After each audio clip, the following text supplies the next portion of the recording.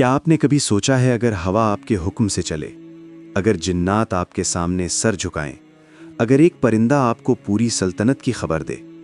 یہ کوئی داستان نہیں، یہ حقیقت ہے اس نبی کی جسے اللہ تعالیٰ نے ایسی بادشاہت دی جس کی مثال قیامت تک نہیں ملے گی۔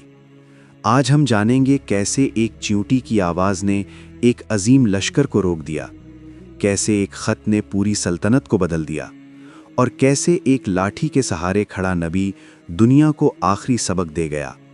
یہ ہے عظیم واقعہ سلیمان علیہ السلام کا۔ بنی اسرائیل کے عادل بادشاہ اور اللہ کے نبی حضرت داؤد کی عدالت سجی ہوئی تھی۔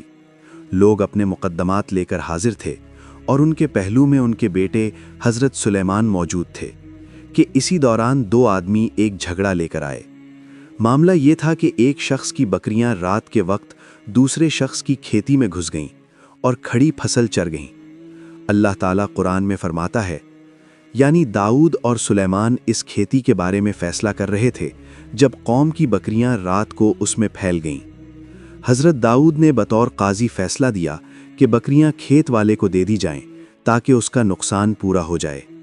یہ عدل پر مبنی فیصلہ تھا، لیکن نوجوان سلیمان علیہ السلام کو اللہ نے ایک اور پہلو سمجھایا، جیسا کہ اگلی آیت میں ہے، یعنی ہم نے اس معاملے کی صحیح سمجھ سلیمان کو عطا کی اور دونوں کو ہی حکم اور علم دیا تھا۔ چنانچہ سلیمان علیہ السلام نے عرض کیا کہ بکریاں عارضی طور پر کھیت والے کو دے دی جائیں تاکہ وہ ان کے دودھ اور اون سے فائدہ اٹھائے، اور بکریوں کا مالک اس دوران کھیت کو دوبارہ آباد کرے۔ پھر جب کھیت اپنی اصل حالت میں آ جائے تو بکریاں واپس کر دی جائیں۔ یوں قرآن کی تصریح کے مطابق دونوں نبی حق پر تھے، مگر اس خاص معاملے کی گہری حکمت سلیمان علیہ السلام کو عطا ہوئی، اور یہ واقعہ اس بات کی روشن دلیل ہے کہ اصل فہم اور دانائی اللہ کی عطا ہے۔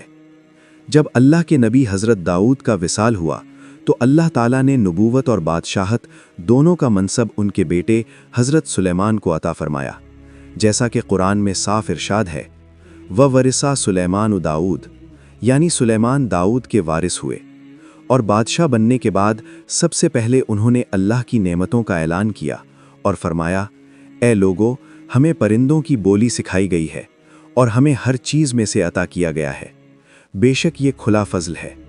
یوں انہوں نے اپنی سلطنت کا آغاز غرور سے نہیں بلکہ شکر اور اعلان نعمت سے کیا۔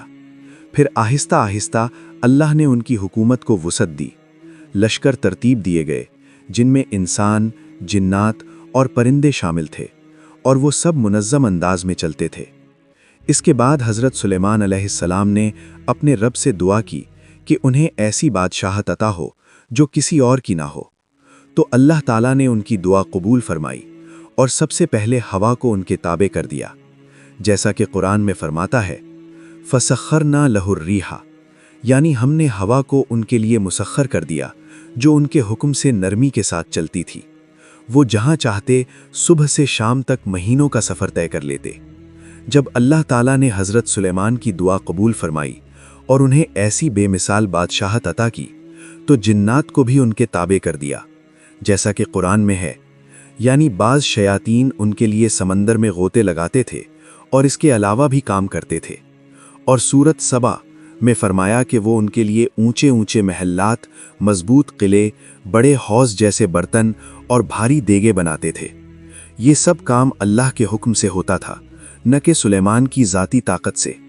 مزید سورت سعد میں ہے کہ سرکش جنات زنجیروں میں جکڑے جاتے تھے تاکہ کوئی نافرمانی نہ کرے، یعنی ان کی سلطنت میں نظم و ضبط کامل تھا، یہاں تک کہ جب حضرت سلیمان علیہ السلام کا وصال ہوا اور وہ اپنے عصا پر ٹیک لگائے کھڑے رہے تو جنات مسلسل کام کرتے رہے اور انہیں خبر ہی نہ ہوئی کہ آپ علیہ السلام کا انتقال ہو گیا ہے، یہاں تک کہ ایک دیمک نے عصا کو کھا لیا اور وہ گر پڑے۔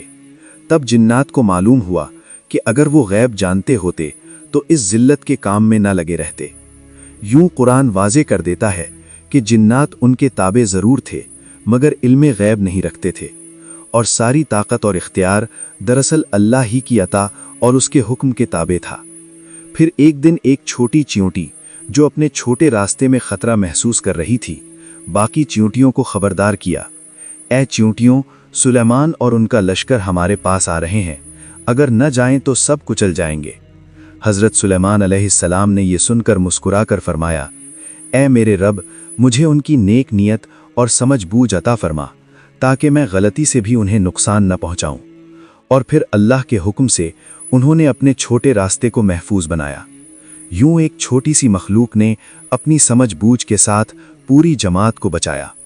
और ये वाक़या ये सिखाता है कि अल्लाह ने हज़रत सुलेमान को इल्म, ताकत और रहम दोनों अता किए, कि वो न सिर्फ बड़ी सल्तनत के बादशाह थे, बल्कि छोटे छोटे मखलूक़ात का भी ख्याल रखते थे।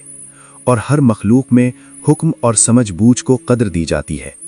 हज़रत सुलेमान अलैहिस्सलाम अपनी अजीम बादशाहत में थे और अल्लाह ताला ने उन्हें सब पर इख्तियार दिया था, तो वो अपने लश्कर और मखलूक़ात की निगरानी कर रहे थे। कुरान में इरशाद है कि हुदहुद कहाँ है, क्या ये मौजूद नहीं है या कहीं गायब हो गया है। थोड़ी देर बाद हुदहुद वापस आया और ख़बर दी कि मैं सबा की तरफ गया था, जहाँ एक बादशाहत है जिसमें लोग सूरज की पूजा करते हैं और मलका बल्कीस खुद बादशाहत करती हैं। हज़रत सुलेमान अलैहिस्सलाम ने यह खबर सुनकर फ़ौरन एक ख़त लिखकर बल्कीस को अल्लाह की राह पर बुलाने का हुक्म दिया। ये ख़त न सिर्फ बल्कीस के लिए दावत हिदायत था, बल्कि अल्लाह की वहदानियत और सुलेमान की अदल व हिकमत का ऐलान भी था। ख़त में हज़रत सुलेमान अलैहिस्सलाम ने न किसी धमकी का इस्तेमाल किया, न गुरूर, बल्कि साफ साफ कहा कि फर्मा बरदारी और इस्लाम इख्तियार करो ताकि अमन और रहनुमाई हासिल हो।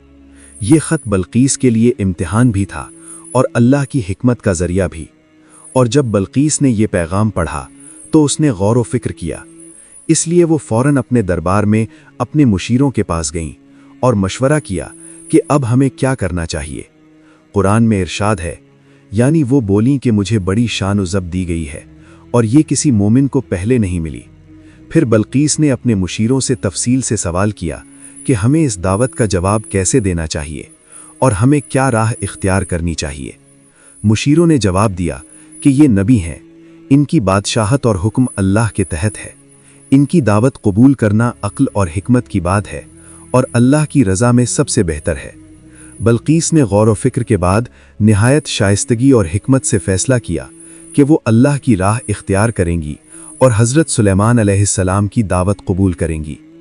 अपने मुशीरों के मशवरे के बाद ईमान ले आया तो हज़रत सुलेमान अलैहिस्सलाम ने अल्लाह के हुक्म से जिन्नात और अपनी सल्तनत के वसाइल इस्तेमाल करते हुए एक मौजिज़ाना मंज़र पेश किया, जैसा कि कुरान में बयान है, यानी हमने हुक्म दिया कि तख्त उसके पास हाजिर हो जाए और पलक झपकते ही बल्कीस का तख्त उनके सामने था, जिस पर शीशे और कीमती संगो धात के अजायबात थे। बल्कीस हैरान रह गईं और फ़ौरन समझ गईं कि ये ताकत, हिकमत और मौजिज़ा अल्लाह के हुक्म से है। जब हज़रत सुलेमान अलैहिस्सलाम अपनी अजीम बादशाहत में अल्लाह की अता करदा ताकत, हिकमत और जिन्नात के ताबे कामों में मशगूल थे, अल्लाह ने उनका इंतकाल मुकर्रर फरमाया। कुरान में इरशाद है, यानी जब दीमक ने उनके असा को खा लिया और वो गिर पड़े, तो जिन्नात जो महल्लात, किले और देगे बना रहे थे, उन्हें मालूम न हुआ कि नबी इंतकाल कर गए हैं। और इसी तरह हज़रत सुलेमान अलैहिस्सलाम का इंतकाल एक मुकर्ररा वक्त पर हुआ, और ये ज़ाहिर करता है कि उनकी बादशाहत, ताकत और मौजिज़ात अल्लाह की अता और उसके हुक्म के ताबे थे। और यूं ख़त्म हुई हज़रत सुलेमान अलैहिस्सलाम की हिकमत और अदल की दास्तान, जहां एक नौजवान बादशाह ने अल्लाह की इनायत से बकरी के मुकद्दमे में अदल दिखाया, हवा और जिन्नात को ताबे किया, चूंटी की ज़बान समझी, हुदहद के ज़रिए बल्कीस तक अल्लाह की दावत पहुंचाई, तख्त और महल के मौजिज़ात दिखाए, और आखिरकार बल्कीस ने ईमान लेकर अल्लाह की अज़मत को तस्लीम किया। हज़रत सुलेमान अलैहिस्सलाम का इंतकाल हुआ, मगर उनकी हिकमत, अदालत और अल्लाह की अता करदा ताकत का सबक आज भी जिंदा है। मज़ीद ऐसी ही वीडियोस देखने के लिए हमारे चैनल को सब्सक्राइब करें और बेल आइकन को दबा दें, ताकि आपको हर नई वीडियो की इत्तला मिल सके। अपनी कीमती राय का इजहार कमेंट सेक्शन में ज़रूर कीजिएगा। अल्लाह हाफ़िज़।